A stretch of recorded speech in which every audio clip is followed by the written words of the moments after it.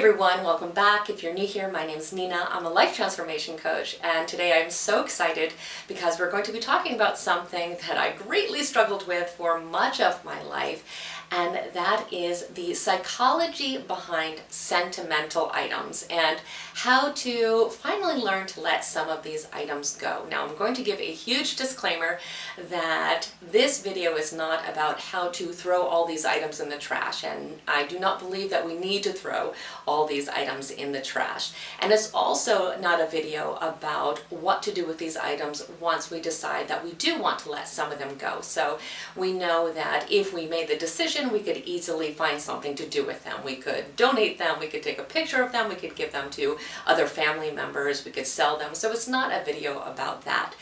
This video is about the psychology behind why we have the attachment to these items, because it is my belief that when we can understand where our attachment comes from and what's really underneath it, we can really make better decisions about the items that we want to keep or not keep as we are going forward into our future. So as you watch this video, please view it with a lens of compassion for yourself, because this is not always an easy topic to address and to really think about. So we want to just be loving and understanding with ourselves.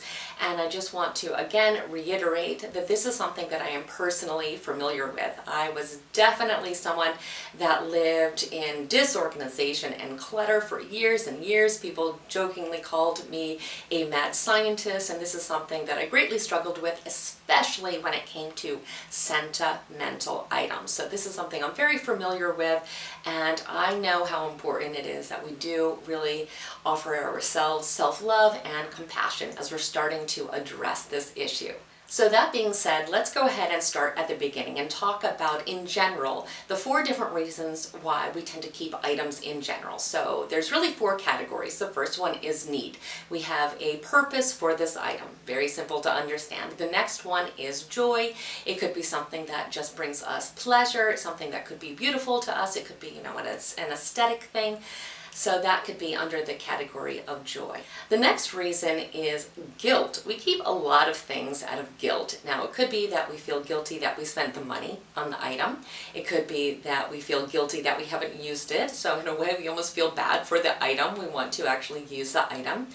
And in other cases, we have guilt getting rid of them because they were given to us from other people, or people in our life make us feel guilty at the thought of letting these items go, so we can have some guilt attached to them. And of course, the 4th thing is exactly what we're talking about today, which is that we could have a sentimental attachment to these items. They could bring up very strong emotions for us, which makes it feel very threatening for us to let them go. There's also 4 different psychological concepts that really help us to explain why we tend to cling to items to begin with. So I'm going to go ahead and talk about each of those very briefly, only because in the case of sentimental items, all 4 of these concepts apply. And then I want to dig a little bit deeper and offer some very specific reasons that could be happening for you. I'll offer also what was going on for me, but if we can kind of get to the root again to what is happening subconsciously for us, it can make it a lot easier to really discern what to do with these items if it is just baffling to us why we can't seem to let them go. So let's start by talking about those 4 psychological concepts. Now, the first one is called the endowment effect, which basically just means we have difficulty letting things go that we already own. So we value things more once they are actually a possession for us. Now, this is something we learn very, very early on as children. We get this concept of something being mine, and that's why it's really important for people that are trying to cut down on clutter that when people offer them things to say no before they come into our household, because once we feel that we have ownership of it, it makes it that much more difficult to let it go. So in fact, research really shows when a person owns something, if someone were to offer them the identical thing or a newer version or even a better version of that item, in most cases we're going to want to hold on to the one that we already own, and that is simply because of this endowment effect. Now the second concept is called loss aversion, and that basically just means that humans have a stronger need to not lose what they already have than to gain something new. So it becomes a bigger priority in our life to hold on to what we already have and to not lose it than to try to get more. And that can be in terms of, physical objects, and that can also be in terms of relationships or anything of the like. And the third concept I'm sure you are already familiar with, and that is the psychological concept of nostalgia. And that is simply when we have a longing for a certain place or time that we feel was somehow better than the present moment. So we have a very, very positive association, very positive memories towards this time or place. So it makes sense that we may want to hold on to things that make us feel nostalgic.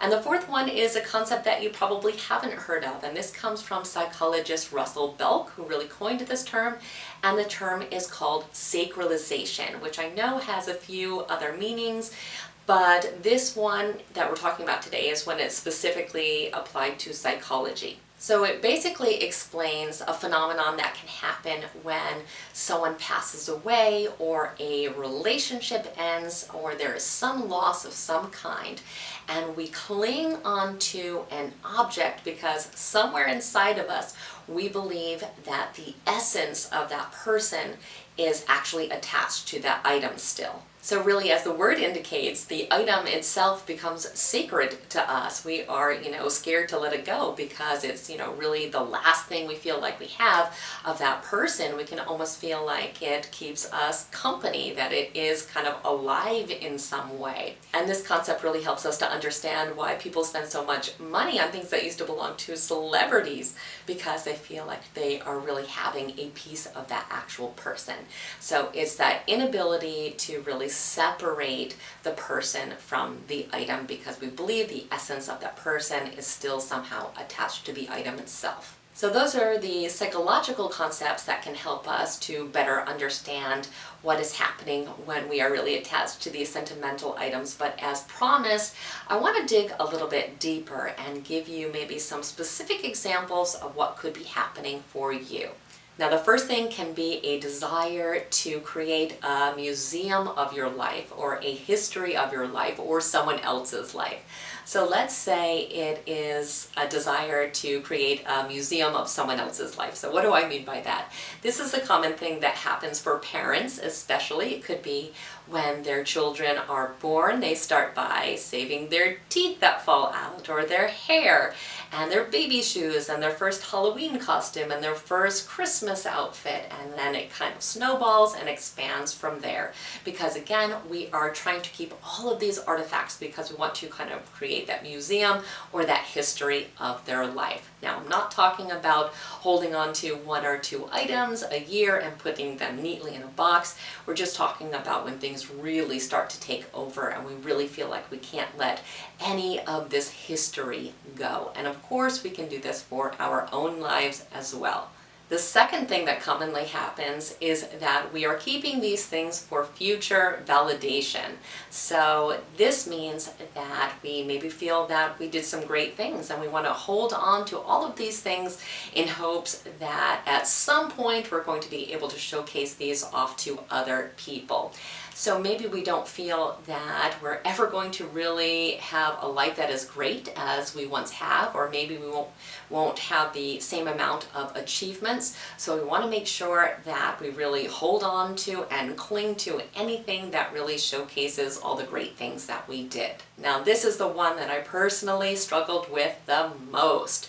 So I'll give you some background to maybe help you understand why, but before I was a life coach and before I studied psychology, I was a professional dancer. I spent 10 years dancing for Walt Disney World, and then I went on to have my own dance studio and dance company. So during this time, I acquired dozens and dozens and dozens of beautiful costumes. Now, when I decided that it was time for me to have a new career path, and I was going to be actually even moving out of the state, I had to get rid of, most of my possessions. And I struggled somewhat with some items, but the things I struggled with the most were these beautiful costumes. Now, I had absolutely no need for them. I was never going to wear them again, and I didn't really understand why I was having so much trouble letting them go. So when I was able to really dig deep and got honest with myself, I realized that I had this kind of weird fantasy going on, and that was that I was going to, at some point, show my children these costumes, and they would be so impressed by everything that I did, and I would show them this was the real costume I wore in this and this show, and they would be, so happy about it. And then I realized, well, firstly, is that day going to ever come where everyone is gathered around and we have this big presentation? That's never going to happen. And for some reason, if it did happen, couldn't I just show a photograph or one costume? Would I really need dozens and dozens of costumes? And lastly, is that really where I want my validation from my children to come from? It would come from, some show that I performed in, or would it be validation coming from being a good person? That would be more important. And so once I, really worked out these things in my mind, and I offered myself love and compassion for, the desire that I had, I was able to really work through it and realize that it was very irrational thinking and that I really did not need to hold on to these items. So I kept, I think, 2 or 3 maybe even, which was impressive coming from probably 100 costumes. And that was something I was very comfortable doing. I was very comfortable donating the other items because I was able to get to the root of the problem, and I was able to address the problem, again, with love and compassion and understanding for myself. And that's really the link that we have to think about.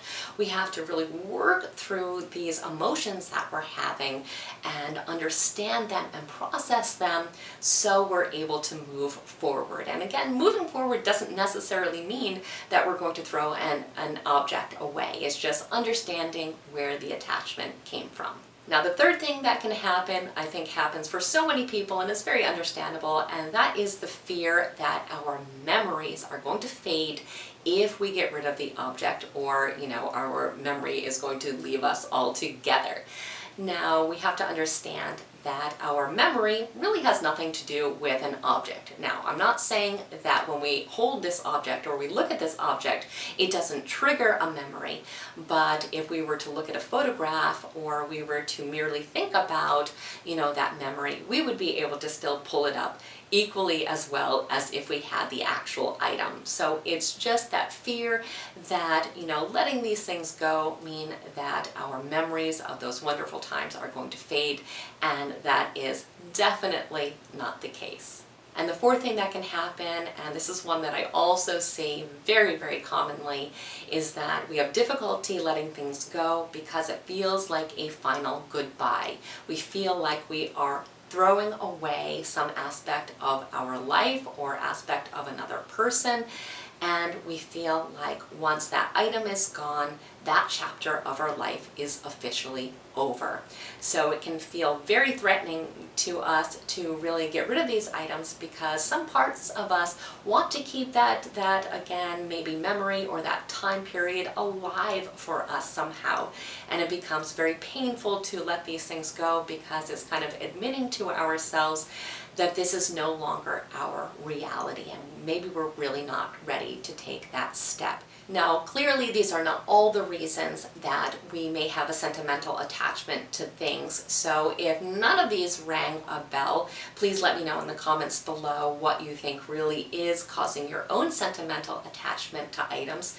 And also, please understand that it is not a necessity to get rid of all sentimental items, and that is certainly not the purpose of this video. This video is about understanding our attachment to items so that we can make better decisions, again, about what we want to bring with us into the future. The goal here is to simply learn to separate the object itself from the memory or the person or the emotion or whatever it is that is leading us to hold on to it. And once we can really get to the bottom of that, then we can, again, make good decisions that make us feel comfortable. So that could be that we end up keeping that item. Maybe it brings us joy. Maybe it has a purpose. Maybe it's something that is too precious to let go. But that wouldn't be the case for every single item. So when we can have this discernment, when we can just take these objects one by one and think critically about them and get to the bottom of our attachment to them, it just makes it so much easier to let them go if that's the final decision, or it makes us understand why they really are so valuable for us. So I truly hope that this video was helpful for you. If it was, please like it, share it with someone else who may need to hear the same message, and definitely subscribe for more, because this video is one in an entire series I am doing about clutter and disorganization and trying to kind of get our lives under control, because again, this is something that I greatly struggled with, so I really understand the desire to get these types of things in order in your life. So as always, thank you so much for spending time with me today, and I look forward to seeing you soon. Have an absolutely amazing day.